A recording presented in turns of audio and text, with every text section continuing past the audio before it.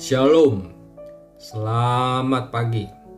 Sate pagi hari ini kita akan mendengarkan sebuah kesaksian dari seorang teman di Facebook.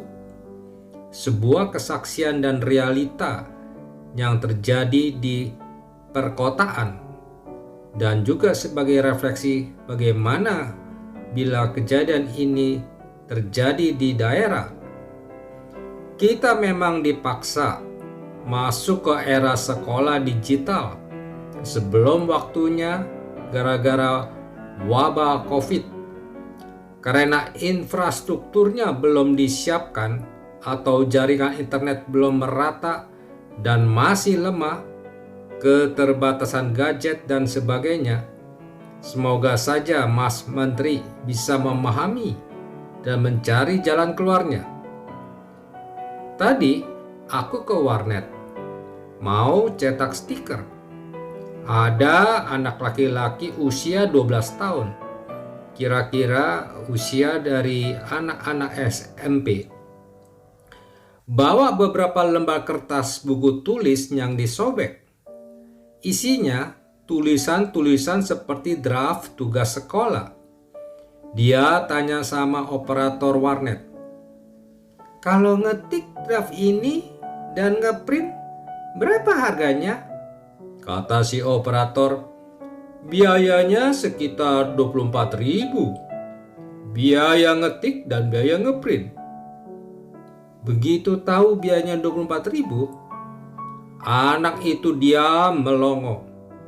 Di tangannya aku lihat dia hanya memegang uang 5.000-an.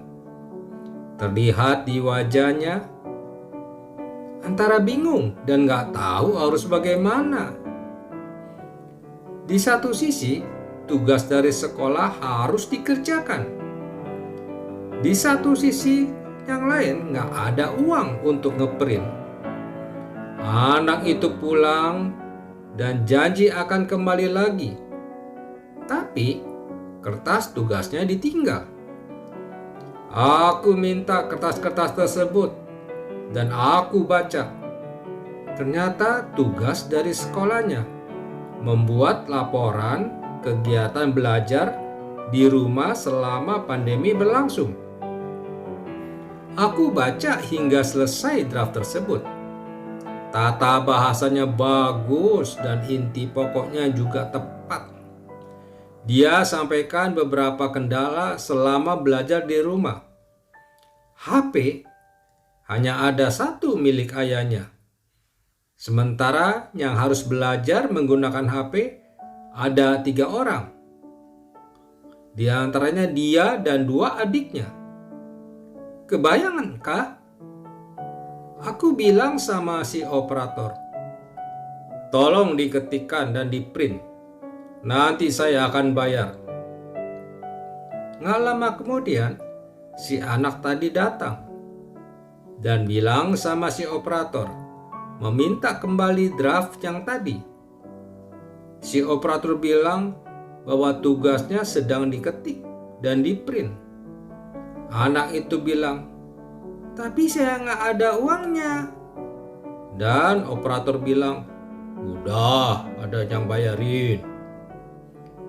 Dengan catatan, aku tadi sudah bilang ke operatornya bahwa anak tersebut nggak usah tahu siapa yang membayarnya. Di sini, aku bukan mau pamer bayarin, tapi kebayangan nggak berapa banyak anaknya mengalami hal seperti ini? Di saat orang tuanya kesulitan menutupi biaya hidup, ditambah lagi beban pulsa paket, beban ngetik tugas, dan tugas ngeprint.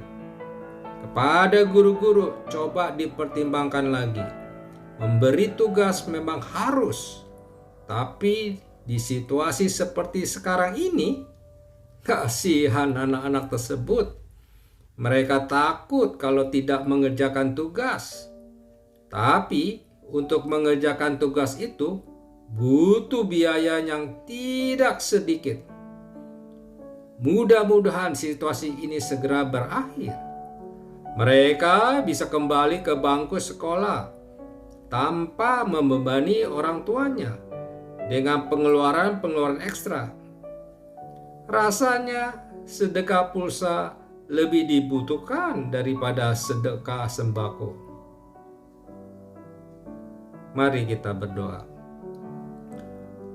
Bapa Surgawi, jika kami melihat realita kehidupan saat ini, apalagi dengan masa pandemi ini, banyak orang-orang mengalami kesulitan mencukupi kebutuhan dalam kehidupan sehari-harinya. Bahkan dalam bidang edukasi pun mereka sedang memikirkan apa yang harus dia lakukan. Situasi ekonomi di Indonesia ini sangat memprihatinkan. Oleh sebab itu Tuhan, tolonglah bagi mereka yang mengalami kesulitan belajar karena tidak ada pulsa, karena tidak ada wifi. Kiranya Tuhan juga ikut campur tangan, menolong mereka supaya keluarga-keluarga banyak yang tertolong. Dan kami juga berdoa bagi mereka yang mau donasi HP-HP bekas pun, mungkin mereka sangat berharga di mata mereka. Terima kasih ya Tuhan, hanya ini yang kami utarakan ke dalam tangan-Mu. Di dalam nama Tuhan Yesus Kristus kami berdoa. Amin.